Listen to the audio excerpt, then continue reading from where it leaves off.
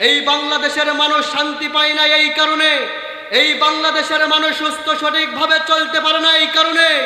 54 বছর হলো বাংলাদেশ স্বাধীন হয়েছে, কিন্তু এই বাংলাদেশ কোরআন দিয়ে পরিচালনা না করার কারণে এই বাংলাদেশের মানুষ শান্তিতে বাংলাদেশে বসবাস করতে পারে না। এই কথা বলেন ঠিক কিনা?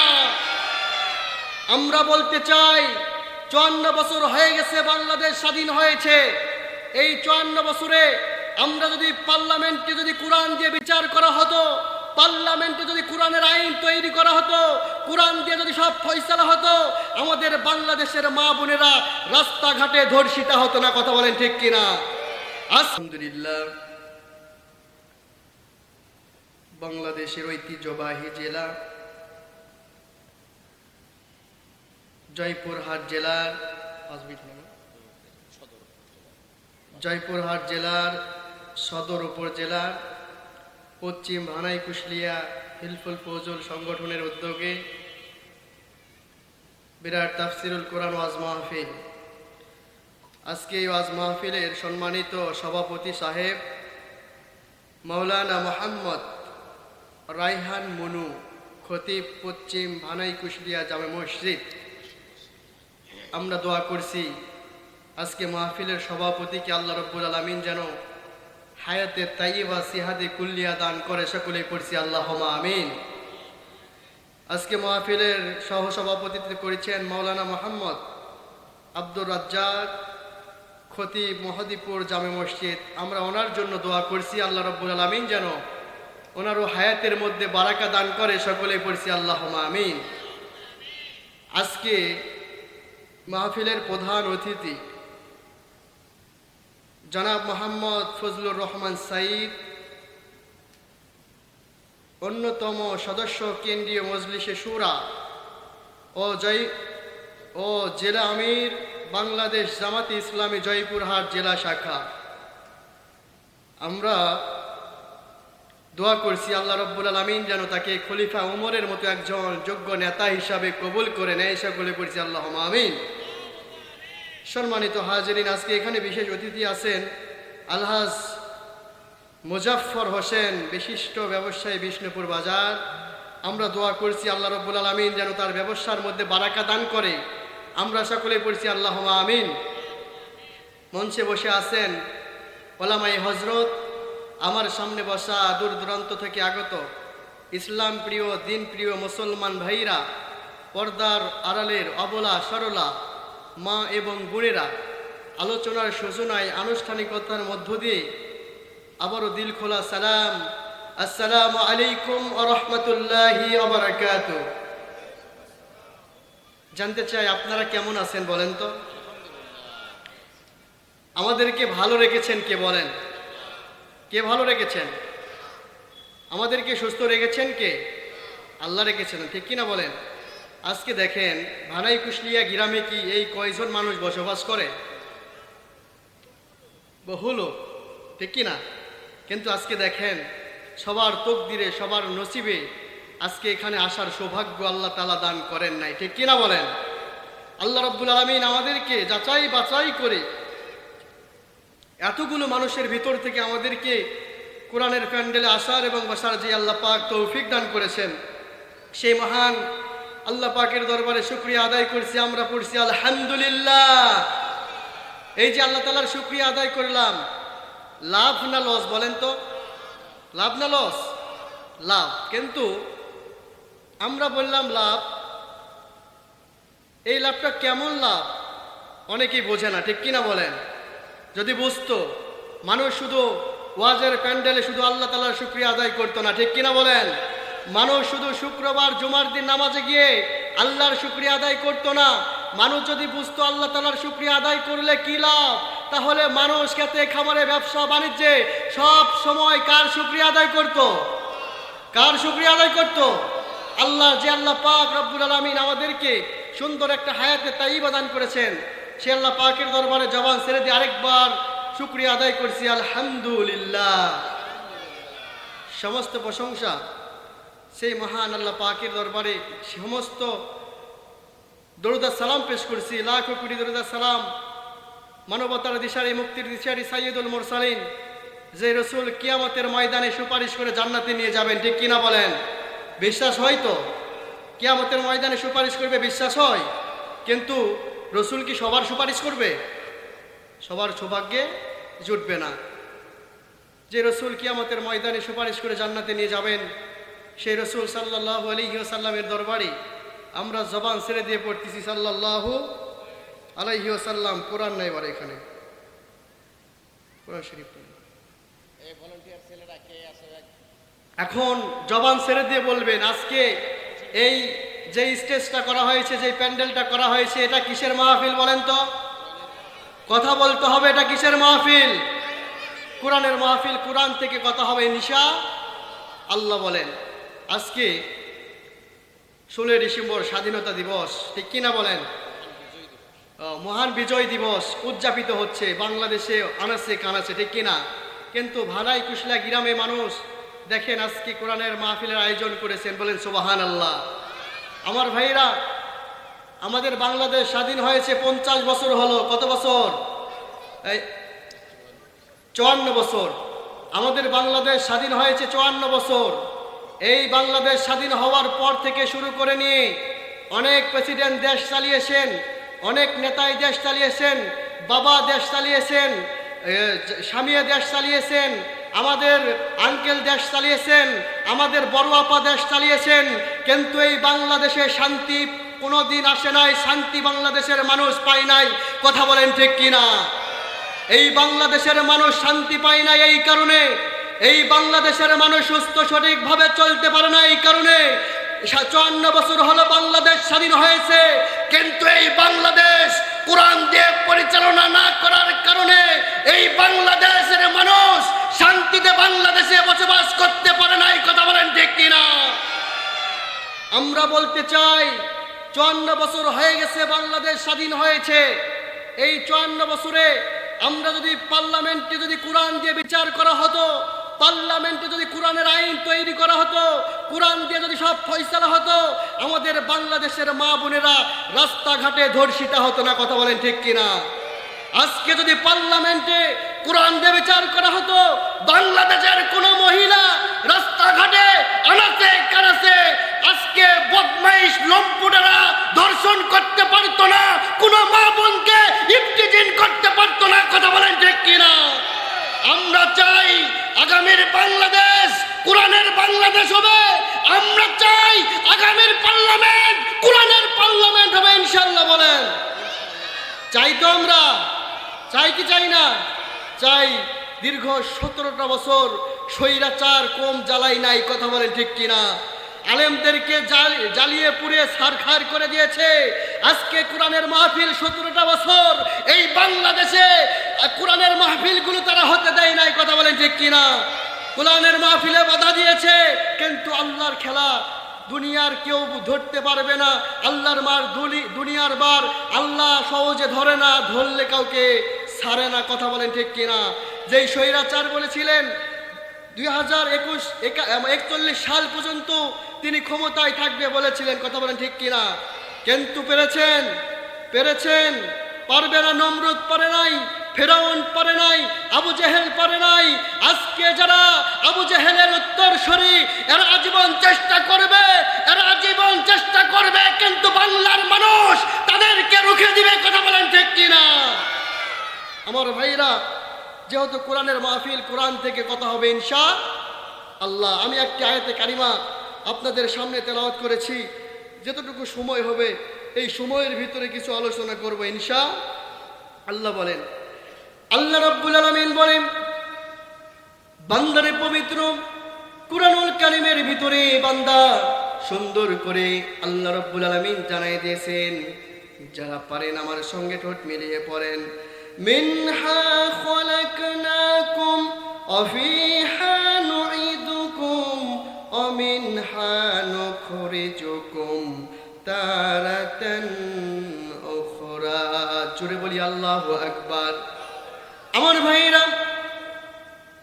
আল্লাহ রাব্বুল আলামিন সুন্দর করে জানাই দিয়েছে, তামাম দুনিয়ার মানুষ শুনে রাখো, আমি আল্লাহ রাব্বুল আলামিন তোমাদেরকে মাটি দিয়া সৃষ্টি করেছি। কি দিয়া? কথা বলতে হবে, কি দিয়ে? আল্লাহ রাব্বুল আলামিন আমাদেরকে মাটি দিয়ে সৃষ্টি করেছেন। আল্লাহ বলেছেন, বান্দা তোমাদেরকে মাটি দিয়ে সৃষ্টি করলাম, আবার মৃত্যুর পরে তোমাকে মাটিতে রেখে দেওয়া হবে। কোথায় হবে? মাটিতে রেখে দেওয়া হবে। এরপরে আবার সেই মাটি থেকে কিয়ামতের দিবসে তোমাকে উঠানো হবে। আমার ভাইরা, যে আল্লাহ পাক রব্বুল আলামিন আমাদেরকে এত সুন্দর করে সৃষ্টি করলেন, যে আল্লাহ পাক সুন্দর করে মাটি দিয়া বানাইলেন, সৃষ্টি করলেন, ওই আল্লাহ আমাদের মৃত্যু দিবে। কথা বলেন ঠিক কিনা? কুল্লু নাফসিন যায়কাতুল মউত। প্রত্যেকটা মুমিন বান্দাকে, প্রত্যেকটা মানুষকে মৃত্যুর স্বাদ গ্রহণ করতে হবে। এই মৃত্যু থেকে কেউ পলায়ন করতে পারবে না। কথা বলেন ঠিক কিনা? আমার ভাইরা, আল্লাহ রাব্বুল আলামিন এই দুনিয়াতে আমাদেরকে পাঠিয়ে দিয়েছেন। বান্দা কেন পাঠিয়ে দিয়েছেন? উদ্দেশ্য আছে না নাই? আল্লাহ রাব্বুল আলামিন বলেছেন পবিত্র কুরআনুল কারীমের ভিতরে, যারা পারেন আমার সঙ্গে পড়েন, ওয়ামা খালাকতুল জিন্না ওয়াল ইনসা ইল্লা লিয়াবুদুন। জোরে বলি আল্লাহু আকবার। আল্লাহ রাব্বুল আলামিন বলে, বান্দারে আমি জিন এবং ইনসান মানব জাতিকে সৃষ্টি করেছি কেবলমাত্র আমার দাসত্ব, আমার গোলামি করার জন্য। আল্লাহু আকবার বলেন।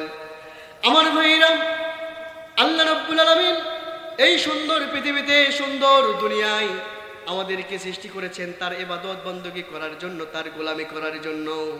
কিন্তু মানুষ এই দুনিয়াতে এসে, মানুষ দুনিয়ার পিছনে অন্ধ হয়ে গিয়ে তারা আল্লাহকে ভুলে যায়, রবকে ভুলে যায়। কথা বলেন ঠিক কিনা? যায় না? আজকে মানুষ দেখেন, আল্লাহ আমাদেরকে পাঠিয়ে দিয়েছে, কত সুন্দর করে পাঠিয়ে দিয়েছে, সেই আল্লাহকে ভুলে আজকে দেখবেন মানুষ দুনিয়ার পিছনে ছুটতেছে, টাকা পয়সার পিছনে ছুটতেছে। কথা বলেন ঠিক কিনা? ছুটতেছে না? ছুটতেছে। মানুষ টাকা পয়সা সম্পদের পিছনে ছুটতেছে, কিন্তু এই আপনি যে দুনিয়ার পিছনে সময় ব্যয় করতেছেন, এর হিসাব দিতে হবে কিনা বলেন? হবে কিনা বলেন? আমার ভাইরা, যে আল্লাহ পাক রব্বুল আলামিন আমাদেরকে এই দুনিয়ায় পাঠিয়ে দিয়েছেন, বান্দা এই দুনিয়ার থেকে বিদায় হতে হবে। যে মাটির মানুষ আমরা, সেই মাটিতেই যেতে হবে, আমাদেরকে মৃত্যুবরণ করতে হবে। আমার ভাইয়েরা, আমি আপনাদেরকে বলতে চাই, মৃত্যু হলো দুই প্রকার। কয় প্রকার? কথা বলতে হবে। মৃত্যু কয় প্রকার? আপনার কি ঘুমাচ্ছেন? ঘুমানোর সময় আসছে নাকি? মৃত্যু কয় প্রকার? আমার ভাইয়েরা, যেই কথা বলছিলাম, মৃত্যু হলো দুই প্রকার। আর এক নাম্বার মৃত্যু হলো ভালো মৃত্যু, আরেকটা হচ্ছে খারাপ মৃত্যু। কি মৃত্যু? একটা হলো ভালো মৃত্যু, আরেকটা হলো খারাপ মৃত্যু। একটা হলো পাপিষ্ঠদের মৃত্যু, আরেকটা হলো মুমিনের মৃত্যু। সুবহানাল্লাহ বলেন। এই পাপিষ্ঠ, আমরা যারা এখানে আছি, আমরাও তো পাপিষ্ঠ হতে পারি কিনা বলেন? আমার ভাইরা, এই দুনিয়াতে যারা আমরা আছি, আমাদের সবার কম বেশি গুনাহ আছে না নাই? আছে না নাই বলেন? আমাদের সকলের কম বেশি গুনাহ আছে। আমরা সবাই পাপ করেছি। যারা পাপিষ্ঠ, এই পাপিষ্ঠদের মৃত্যু কেমন হবে দেখেন, মৃত্যু কেমন কঠিন হবে।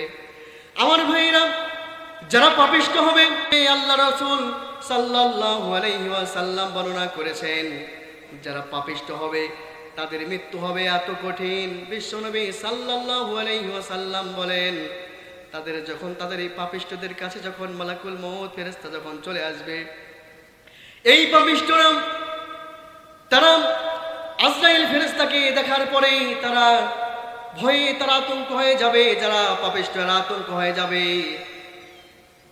এই পাপিষ্ঠরা সেই দিন মালাকুল মউতকে দেখে যখন আকৃষ্ট, মানে মালাকুল মউতকে দেখে তারা ভয়ে ভীত হয়ে যাবে। আর মালাকুল মউত পাপিষ্ঠ বান্দা যারা আছে, যারা গুনাহগার, যারা গুনাহ করেছে, এই বান্দাদেরকে মালাকুল মউত এসে বলবে, বান্দারে তোমার ভিতরে যেই রুহটা আছে, তোমার ভিতরে যেই জানটা আছে, তুমি নিজে হাতে বের করো। কি বলবে বলেন তো? নিজে হাতে বের করো। যারা পাপিষ্ঠ বান্দা তাদেরকে বলবে মালাকুল মউত, আজরাইল ফেরেশতা।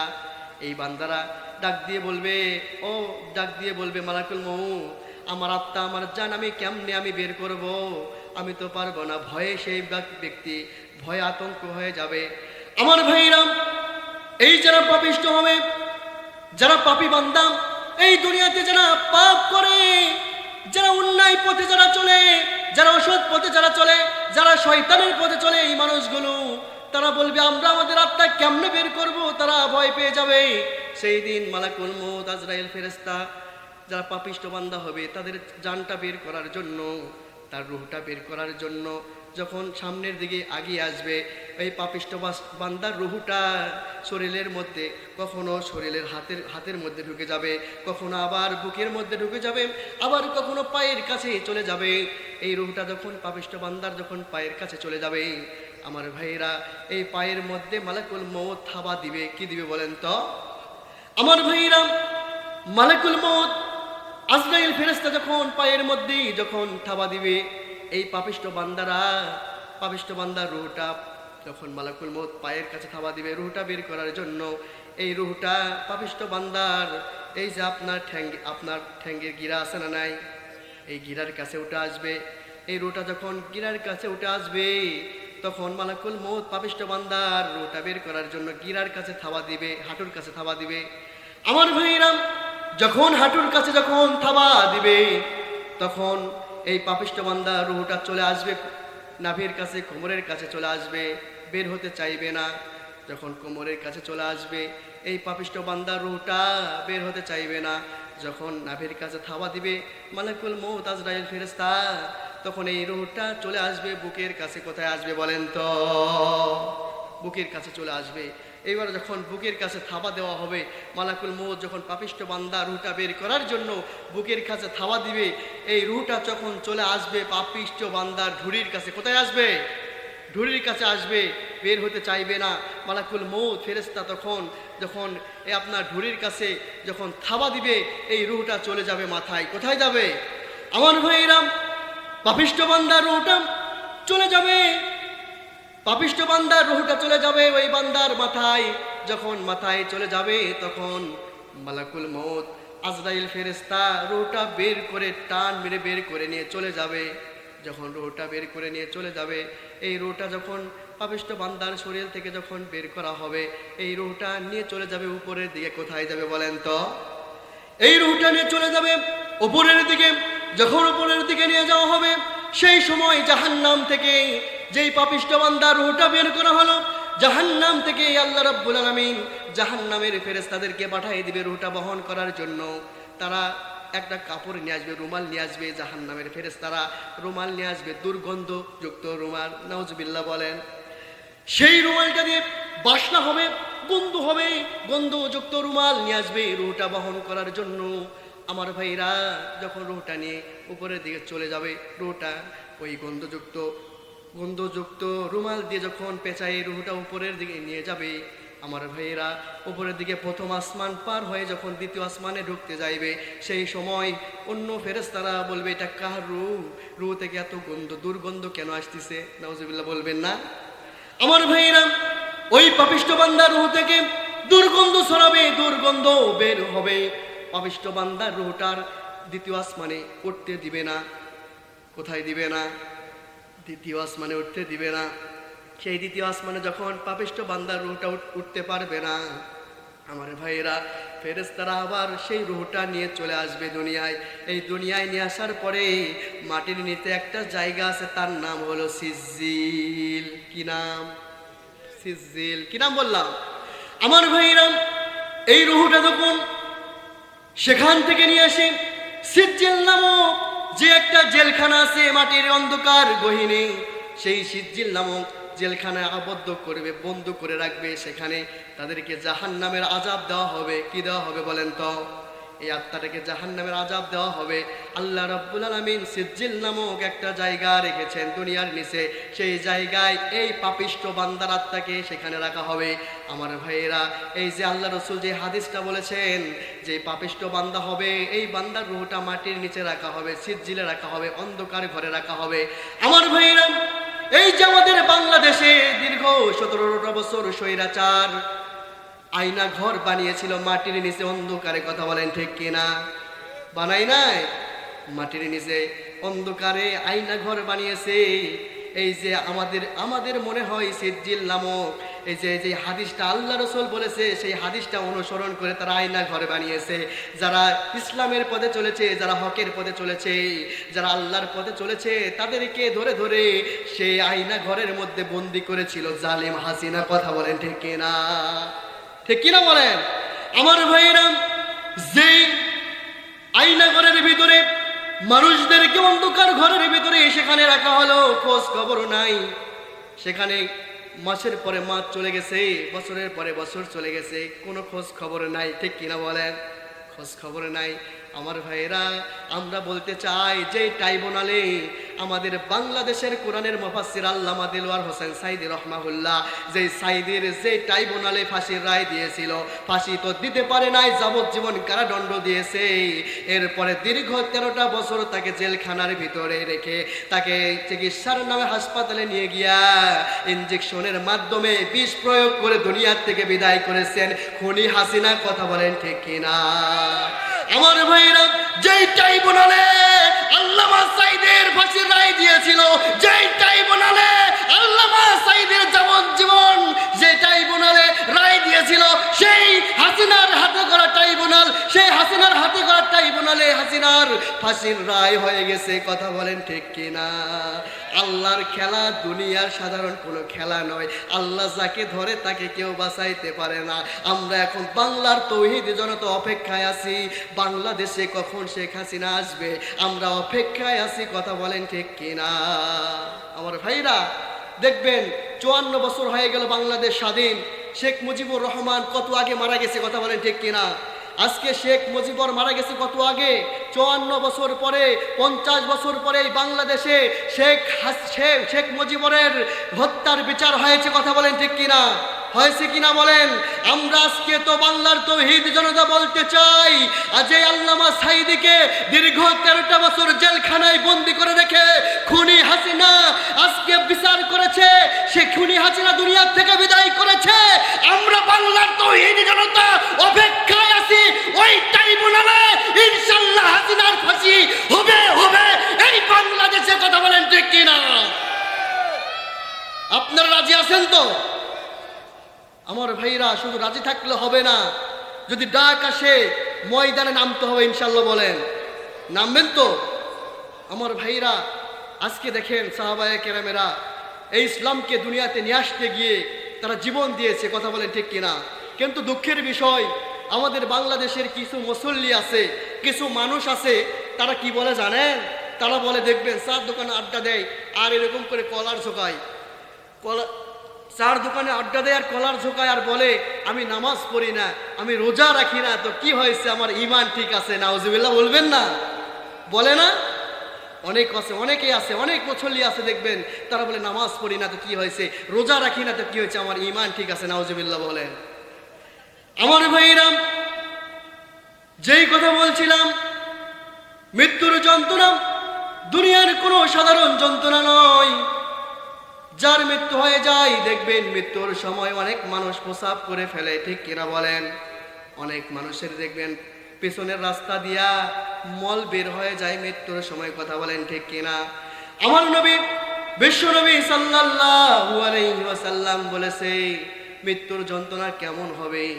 বিশ্বনবীজি বলেছেন, বান্দারে, একটা জ্যান্ত ছাগলকে যদি জবাই করা হয়, একটা জ্যান্ত ছাগলকে জবাই করার পরে এই একটা জ্যান্ত ছাগলকে জবাই করা ছাড়া এই একটা জ্যান্ত ছাগলের শরীর থেকে যদি চামড়া যদি ছিলা হয়, কষ্ট হবে কিনা বলেন? জবাই যদি না করে চামড়া ছিলেন, কষ্ট হবে কিনা? আমার নবীজি সাল্লাল্লাহু আলাইহি ওয়াসাল্লাম বলেছে, বান্দারে, যখন মালাকুল মউত যখন জান কবজ করবে, যেমন একটা জ্যান্ত ছাগলকে চামড়া ছিলে যেমন কষ্ট হয়, তার চাইতে বেশি কষ্ট হবে মালাকুল মউত যখন জান কবজ করবে। আল্লাহু আকবার বলেন। আমার ভাইরা, আমরা কত মানুষকে দেখলাম, আমার বাবা, আপনার দাদাকে দেখলেন, তারাও আমাদের মতো দুনিয়াতে ছিল, কিন্তু আজকে তারা দুনিয়াতে আছে নাকি বলেন? আজকে তারা দুনিয়াতে নাই, দুনিয়ার থেকে বিদায় হয়ে চলে গেছে। আমার ভাইরা, নামাজ না পড়লে জান্নাত পাওয়া যাবে না, আমল না করলে জান্নাত পাওয়া যাবে না।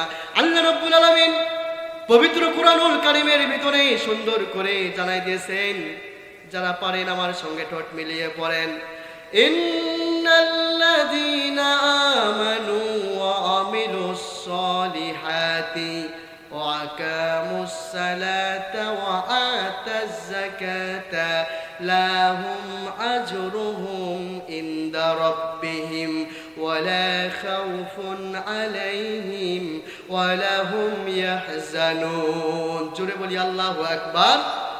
আমার ভাইরা, আল্লাহ রাব্বুল আলামিন সুন্দর করে জানিয়ে দিয়েছেন, ইন্নাল্লাযীনা আমানু, নিশ্চয়ই যারা আমার উপরে ঈমান আনবে, ওয়া আমিলুস সালিহাত, বান্দারের পরে যারা ওই ঈমান আনার পরে আমল করবে, সৎ পথে চলবে।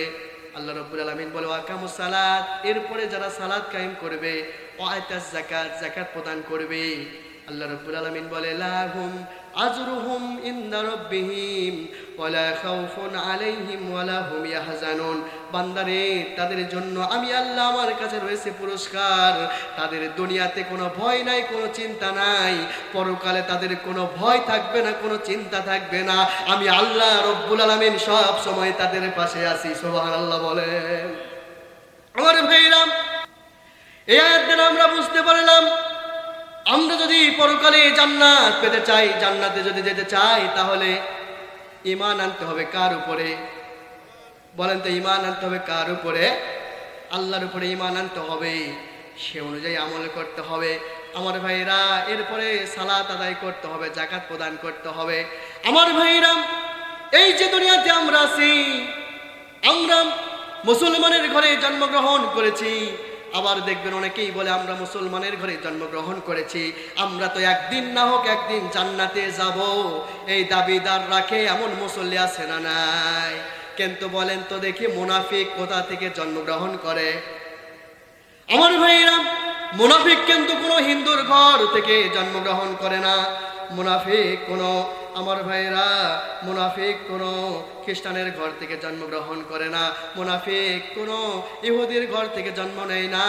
মুনাফিক জন্মগ্রহণ করে মুসলমানের ঘর থেকে। কথা বলেন ঠিক কিনা? এই আজকে আমাদের বাংলাদেশে 96% মুসলমানের বাংলাদেশ, তারা কিন্তু মুসলমান, তারাও দাড়ি রাখে, তারাও ইসলামের কথা বলে, আবার তারা কোরআনের বিরোধিতা করে, কোরআনের মাহফিলের বিরোধিতা করে, আছে না নাই? আমার ভাইরা, তারাও কিন্তু মুসলমান, তারাও মুসলমানের ঘরে সন্তান, কিন্তু তারপরেও কোরআনের বিরোধিতা করে, ইসলামের বিরোধিতা করে, আলেমদের বিরোধিতা করে। যারা আলেমদের বিরুদ্ধে কথা বলে, ইসলামের বিপক্ষে কথা বলে, এরা হলো পাক্কা মুনাফিক। কথা বলেন ঠিক কিনা? এরা হলো মুনাফিকের 1 নাম্বার বাচ্চা। আমার ভাইরা, যারা মুসলমান, দেখবেন মুসলমানের ভিতরে দণ্ড আছে। যারা মুনাফিক, এই মুনাফিকগুলো তাদের ভালো কাজ সহ্য হয় না। দেখবেন কোন জায়গায় যদি কোরআনের মাহফিল যদি করে, দেখবেন যারা মুনাফিক, এই মুসলমানের বাচ্চারা অনেকেই আছে, দেখবেন হিংসা করে, মাহফিলে বাধা দেয়, আছে না নাই? কথা বলেন, আছে না নাই? আছে। আমার ভাইরা, যেই কথা বলছিলাম, আমরা যদি জান্নাত পেতে চাই, জান্নাতে যেতে চাই, তাহলে আমাদের ভাইরা, আমার বন্ধুগণেরা আমল করা দরকার, আছে না নাই? আমার ভাইরা, অন্য একটি কালিমার ভিতরে আল্লাহ রাব্বুল আলামিন সুন্দর করে জানায় দিয়েছে, যারা পারেন আমার সঙ্গে ঠোঁট মিলিয়ে পড়েন, ইন্নাল লাযীনা আমানু ওয়া আমিলুস সালিহাতি কানাত লাহুম জান্নাতুল ফিরদাউসি নুজুলা। জোরে বলি আল্লাহু আকবার। আল্লাহ রাব্বুল আলামিন বলেন, নিশ্চয়ই যারা আমার উপরে যারা ঈমান আনবে, বান্দারে, এরপরে যারা আমল করবে, কানাত লাহুম জান্নাতুল ফিরদাউসি নুজুলা, আমি আল্লাহ তাদের জন্য শ্রেষ্ঠ জান্নাত, জান্নাতুল ফিরদাউস আমি আল্লাহ বরাদ্দ করে দিব। আমার ভাইরা, এই যে আমরা মুসলমান, আমাদের ঈমান পাকাপোক্ত করার জন্য কোনো পরীক্ষা দিতে হয়েছে নাকি? জীবন দিতে হয়েছে নাকি? রক্ত দিতে হয়েছে নাকি? বলেন। আমার ভাইরা, আমাদেরকে পরীক্ষা দিতে হয় নাই, রক্ত দিতে হয় নাই, জীবন দিতে হয় নাই। আমরা যদি একটু আমল যদি ঠিকঠাক মতো করতে পারি, আল্লাহ রাব্বুল আলামিন আমাদের ঈমানটা পাকাপোক্ত করে দিবে। সুবহানাল্লাহ বলেন। আমার ভাইরা, সাহাবায়ে কেরামরা জীবন দিয়েছেন, সাহাবায়ে কেরামরা রক্ত দিয়েছেন, তারা দুনিয়া থেকে শাহাদাত বরণ করে বিদায় নিয়েছেন, বাতিলের কাছে মাথা নত করে নাই। কথা বলেন ঠিক কিনা? বাতিলের কাছে মাথা নত করে নাই। আমরাও শপথ গ্রহণ করব, আমরা জীবন দিব, ময়দানে নামবো, তারপরে বাতিলের কাছে মাথা নত আমরা করব না ইনশাল্লাহ। বলেন আমার ভাইয়েরা, আমার নবীজির একজন সাহাবী, তারা ইসলামের জন্য কেমন পরীক্ষা দিয়েছেন দেখেন। আমার নবীজির একজন সাহাবী, তার নাম হলো হযরত সাদ সালামী। হয়তোবা অনেকেই ঘটনা শুনেছেন, আবার অনেকেই শুনেন নাই। তাদের ইমানের পাওয়ার কেমন ছিল এইটা বোঝানোর জন্য বলতেছে আমরা কেমন মুসলমান।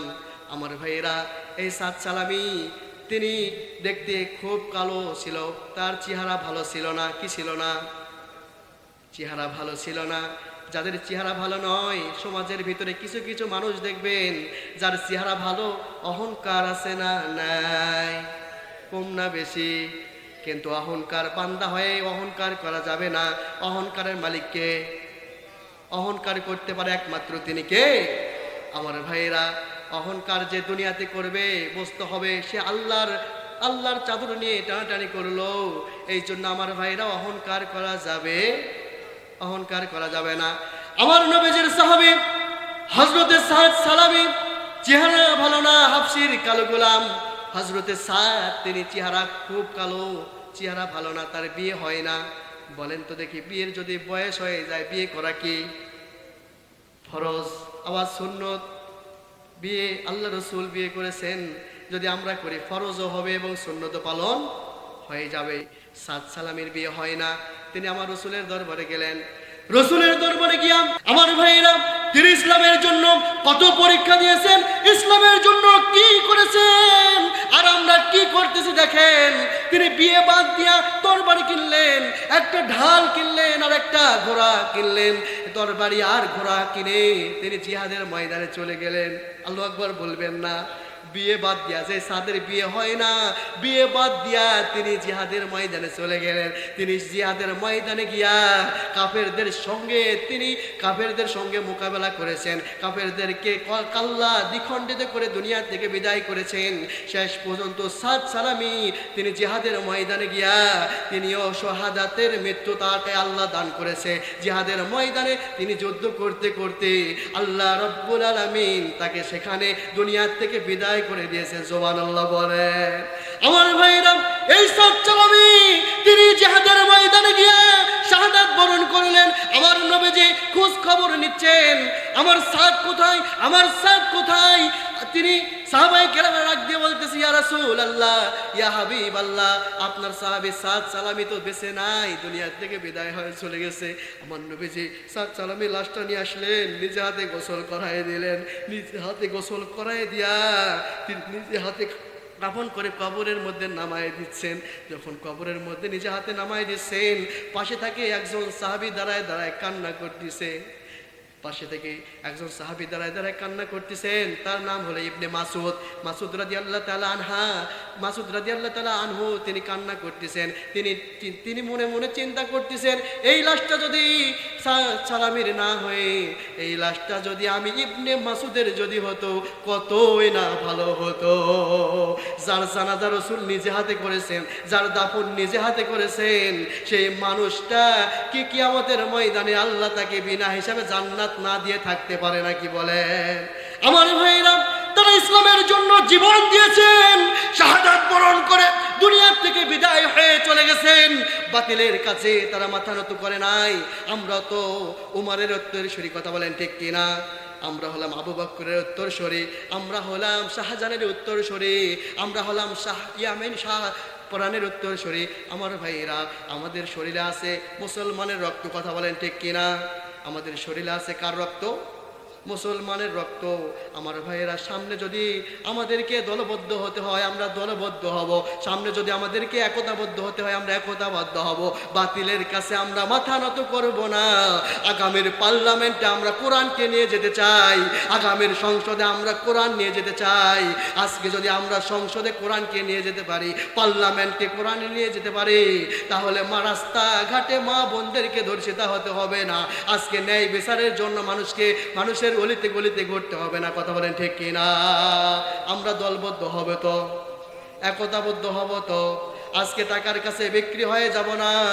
আমরা আজকে যাকে ভালো মনে করব, যারা পার্লামেন্টে কোরআন, যারা পার্লামেন্টে, যারা এই বাংলাদেশে নির্বাচিত হওয়ার পরে যারা কোরআন দিয়ে বিচার করবে, কোরআন দিয়ে পার্লামেন্ট চালাবে, আমরা তাদের পক্ষে থাকবো ইনশাল্লাহ। বলেন থাকবেন তো? আজকে আমরা যদি মুসলমানেরা শেখ হাসিনা হাত থেকে যদি আমরা রক্ষা পেতে পারি, আমরা ইনশাল্লাহ আগামীর সংসদ কোরআনের সংসদ হবে ইনশাল্লাহ। বলেন আগামীর পার্লামেন্ট পার্লামেন্ট হবে, আগামীর সংসদ কোরআনের সংসদ হবে। বাতিলদের কাছে আমরা মাথা নত করব না। যদি আমাদের মাঝার যদি গামছা যদি মাথায় বাঁধতে হয়, মাঝার গামছা আমরা মাথায় বাঁধবো, ময়দানে নামবো। আমরা বাতিলের কাছে মাথা নত করব না। আগামীর পার্লামেন্ট কোরআনের পার্লামেন্ট, আগামীর সংসদ কোরআনের সংসদ হবে ইনশাআল্লাহ। আল্লাহ তাআলা আমাদের সকলকে ইসলামের পক্ষে থাকার তৌফিক দান করুক, কোরআনের পক্ষে থাকার তৌফিক দান করুক। সকলেই পড়ছি আল্লাহুম্মা আমিন। সম্মানিত হাজিরিন, আমি যে আয়াত তেলাওয়াত করেছিলাম, আমাদের সকলকে মৃত্যুবরণ করতে হবে, দুনিয়া থেকে চলে যেতে হবে। বাবাজি, আমরা কেউ দুনিয়াতে বেঁচে থাকবো না। অবশ্যই আমরা যদি পরকালে শান্তি পেতে চাই, আমরা জান্নাত পেতে চাই, আমাদের আমল করার দরকার আছে না নাই? আমরা যেন আমল করতে পারি, ভালো ভালো আমল করতে পারি, কোরআনের পথে চলতে পারি। আল্লাহ রাব্বুল আলামিন আমাদেরকে কোরআন অনুযায়ী যেন আমাদের জীবনটা যেন আমরা গঠন করতে পারি, আল্লাহ রাব্বুল আলামিন তৌফিক দান করুক। সকলে পড়ছি আল্লাহুম্মা আমিন। আখিরি দাওয়ানা আনিল হামদুলিল্লাহি রাব্বিল আলামিন। আসসালামু আলাইকুম ওয়া রাহমাতুল্লাহি ওয়া বারাকাতুহু।